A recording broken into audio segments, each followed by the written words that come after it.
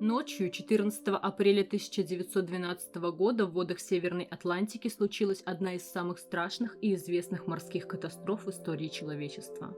Из-за плохой организации и недостаточного количества шлюпок для спасения из более чем 2000 пассажиров спастись смогли лишь 712.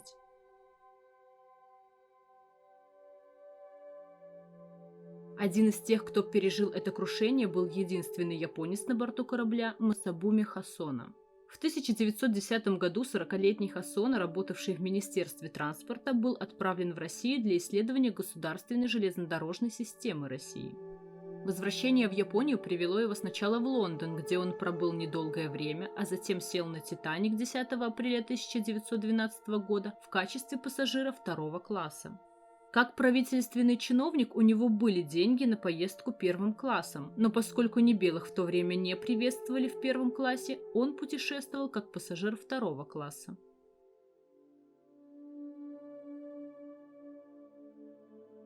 В ночь с 14 на 15 апреля Масабуми Хосона был разбужен стюардом, сообщившим ему об эвакуации с корабля.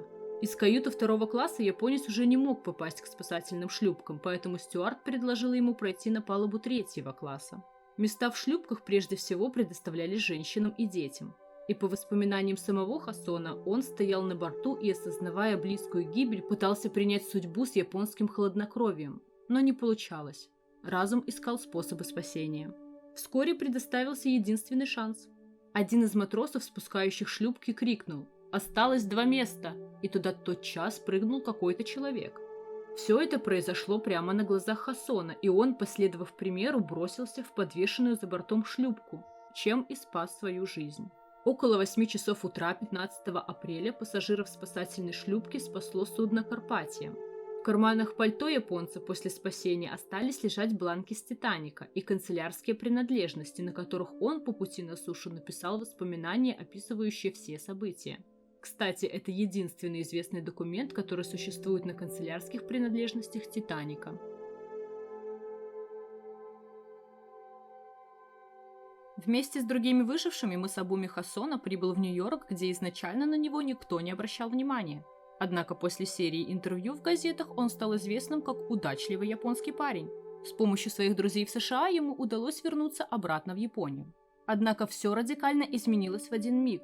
Небрежно брошенные слова нескольких людей сломали жизнь Хосона, находившегося на другом конце света. Так, занимавшийся эвакуацией с корабля моряк Эдвард Булли заявил, что японец мог попасть в лодку, лишь переодевшись в дамское платье, при том, что Булли и Хосона были в разных шлюпках. Травлю продолжил и Арчибальд Грейси в своей книге «Правда о гибели Титаника», выпущенной в 1913 году. В ней он назвал Хосона безбилетным пассажиром спасательной шлюпки, который таким образом и спасся.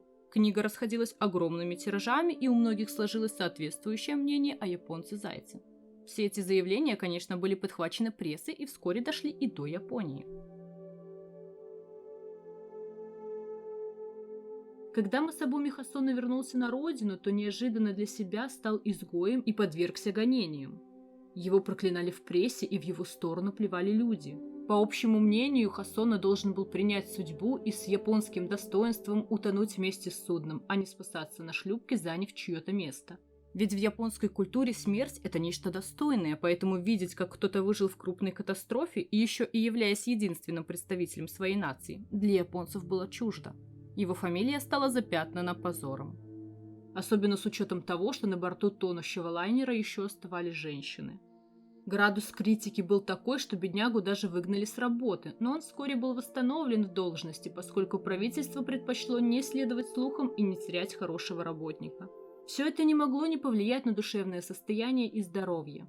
Хосона умер 14 марта 1939 года, и его семья считает, что общественное порицание является одной из причин его смерти. Уже после его смерти в 1941 году на основании воспоминаний самого Хосона и других пассажиров его сыновья предпринимали попытки его реабилитации, ведь он не сделал ничего постыдного и позорящего японскую нацию, но сделать это было очень трудно. А пока на этом все. Берегите себя и не забывайте подписываться на канал. Всем пока!